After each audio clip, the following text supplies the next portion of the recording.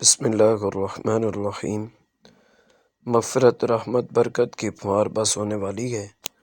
خوش نصیب ہیں وہ لوگ جن کی زندگی میں ماہ رمضان آ رہا ہے اور وہ غربت اور محبت سے رحمتیں اور برکتیں سمیٹنے کے لیے اپنی کوشش شروع کر چکے ہیں۔ رمضان سے پہلے رمضان کی تیاری کیجیے۔ محترم ناظرین، جس دل میں نفرت، بغض، جذبہ انتقام، کینہ، حسد جیسے موذی امراض ہوں، ایسے لوگ ذہنی سکون سے محروم ہوتے ہیں، اور جب تک ذہنی سکون حاصل نہ ہو عبادت میں مزہ نہیں آتا، نیکیوں کا شوق نہیں بڑھتا، اور دل میں نفرت اور کینہ رکھنے سے اللہ تعالیٰ مغفرت بھی نہیں فرماتے۔ رسول اللہ صلی اللہ علیہ وسلم نے فرمایا، جنت کے دروازے پیر اور جمعرات کے دن کھولے جاتے ہیں، پھر ہر اس بندے کی مغفرت کر دی جاتی ہے جو اللہ تعالیٰ کے ساتھ کسی کو شریک نہیں کرتا سوائے اس شخص کے جو اپنے بھائی سے کینہ رکھتا ہے۔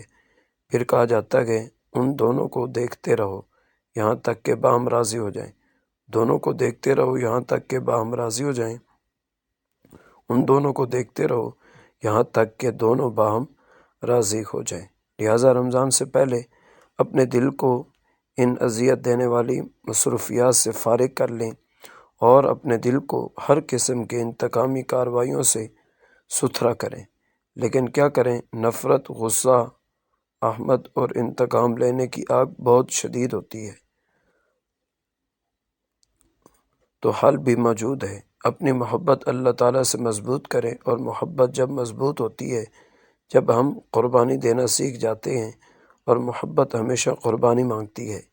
یہ قربانی کئی قسم کی ہوتی ہے: انا کی قربانی، وقت کی قربانی، مال کی قربانی، نیند کی قربانی وغیرہ وغیرہ۔ تو اللہ تعالیٰ کی محبت پانے کے لیے قربانی دینا سیکھیے۔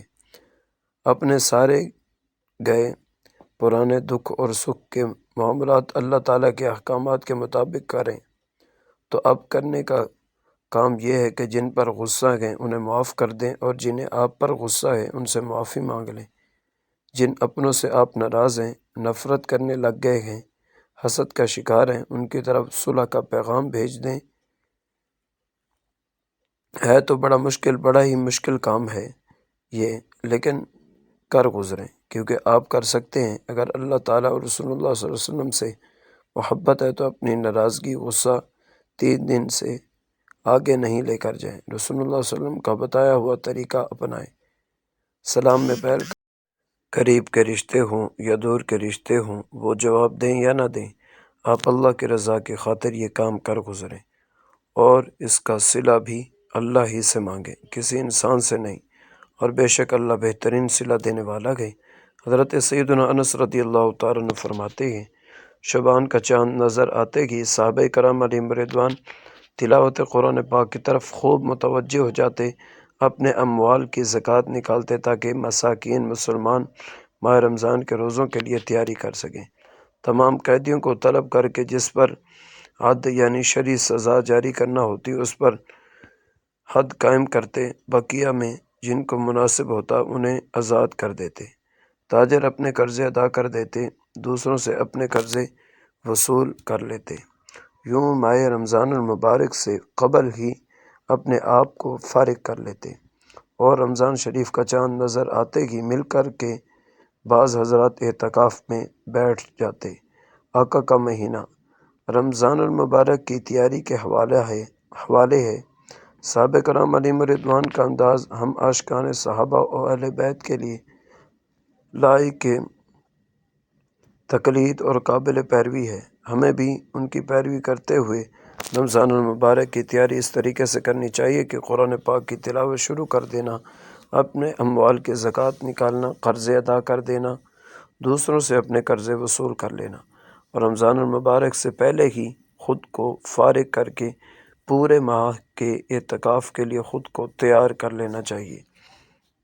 مگر بدقسمتی سے آج لوگ دین کے بجائے دنیا کو زیادہ اہمیت دینے لگے ہیں، اور اکثر ہی دنیاوی کاموں میں ہی مشغول دکھائی دیتے ہیں، جبکہ دینی کام اولاً تو ایک تعداد ہے جو کرتی ہی نہیں ہے، اور جو کرتے ہیں ان کی ایک بھاری تعداد کا اندازہ جیسے تیسے کر کے اپنے گمان میں سر سے اتارنے والا ہوتا ہے۔ نماز، زکوٰۃ وغیرہ دیگر عبادات کی طرح روزوں کے حوالے سے بھی یہی حال ہے۔ روزوں کے متعلق ضروری دینی علم حاصل کر لیجیے۔ روزہ کس پر فرض ہے؟ سحر و افطار کے درست اوقات کیا ہیں؟ روزے کی نیت کے متعلق کیا مسائل ہیں؟ کن چیزوں سے روزہ ٹوٹ جاتا ہے، کن کاموں سے مکروہ ہوتا ہے اور کن مجبوریوں کی وجہ سے روزہ چھوڑا جا سکتا ہے؟ ایک بھاری تعداد کو ان مسائل کے متعلق نہ تو معلومات ہوتی ہے اور نہ ہی کسی سے ان مسائل کا علم حاصل کرنے کی کوشش کرتے ہیں۔ لہٰذا ابھی سے اپنے روزوں کی فکر کیجیے اور مذکورہ مسائل کے متعلق معلومات حاصل کرنے کے لیے ابھی تک وضو شروع کر دیجیے۔ گزشتہ روزوں کی قضا کر لیجیے۔ گزشتہ رمضان المبارک کے روزوں میں سے کسی روزے کی قضا اگر آپ پر لازم ہے تو رمضان المبارک آنے سے پہلے ہی اس روزے کو رکھ لیجیے۔ اچھی اور نیک صحبتوں کی کمی کی وجہ ہے آج کل گناہوں کا بازار گرم ہے۔ گناہوں کی نحوست قبر و آخرت میں تو ویسے ہی آدمی کو کہیں کا نہ چھوڑے گی، مگر رمضان المبارک میں گناہ کرنے پر مزید سخت پکڑ ہے۔ چنانچہ رمضان المبارک میں گناہ کی نحوست کے بارے میں نبی پاک صلی اللہ تعالیٰ علیہ وسلم کا فرمان عالی شان ہے، میری امت ذلیل اور رسوا نہ ہوگی جب تک وہ ماہ رمضان کا حق ادا کرتی رہے گی۔ عرض کی گئی، یا رسول اللہ، رمضان کے حق کو ضائع کرنے میں ان کا ذلیل و رسوا ہونا کیا ہے؟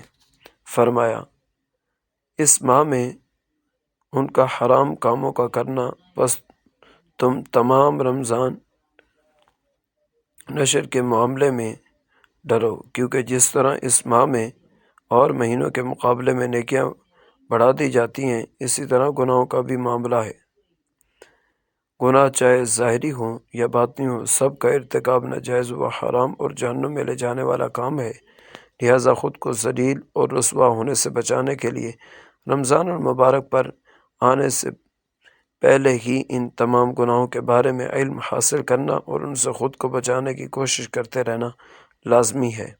خدا نخواستہ اگر ہم نے ان کے بارے میں علم حاصل نہ کیا یا حاصل تو کیا لیکن گناہوں سے خود کو نہ بچایا تو کہیں ایسا نہ ہو کہ ہم رمضان المبارک میں کسی ناجائز و حرام کام میں مبتلا ہو جائیں اور ذلت و رسوائی ہمارا مقدر بن جائے۔ ظاہری اور باطنی کبیرہ گناہوں کے متعلق معلومات حاصل کر لینا بہت مفید ہے۔ کہیں ایسا نہ ہو کہ آپ ایسے کام میں مصروف ہوں جو مشقت والا ہو یا جس کا وقت اتنا زیادہ ہو کہ روزہ رکھنے یا اسے پورا کرنے میں رکاوٹ کا باعث ہو۔ دنیا کو زیادہ اہمیت دینا یا بعض اوقات گھریلو اخراجات کی مجبوریوں کی وجہ سے کچھ لوگ رمضان المبارک میں بھی مشقت کے کام کرتے اور روزہ نہیں رکھتے۔ ایسے لوگ بہر شریعت میں لکھی گئی اس مسئلے کو غور سے پڑھیں۔ رمضان کے دنوں میں ایسا کام کرنا جائز نہیں جس سے ایسا ضعف، کمزوری آ جائے کہ روزہ توڑنے کا ظن غالب ہو۔ لہٰذا بھائی روٹیاں پکانے والے کو چاہیے کہ دوپہر تک روٹیاں پکائے، پھر باقی دن میں آرام کرے۔ یہ حکم معمر، مستری و مزدور اور مشقت کے کام کرنے والوں کا ہے۔ کیا زیادہ ضعف، کمزوری کا اندیشہ معمر، مستری و مزدور اور مشقت کے کام کرنے والوں کا ہے کہ زیادہ ضعف، کمزوری کا اندیشہ ہو تو کام میں کمی کر دیں کہ روزے ادا کر سکیں۔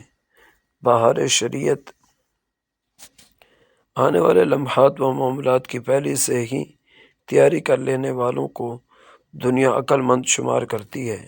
رمضان المبارک بھی رب عز و جل کی طرف سے رحمتوں، مغفرتوں اور جہنم سے آزادی کے پروانوں کو لیے ہوئے ہمارے درمیان تشریف لانے والا ہے۔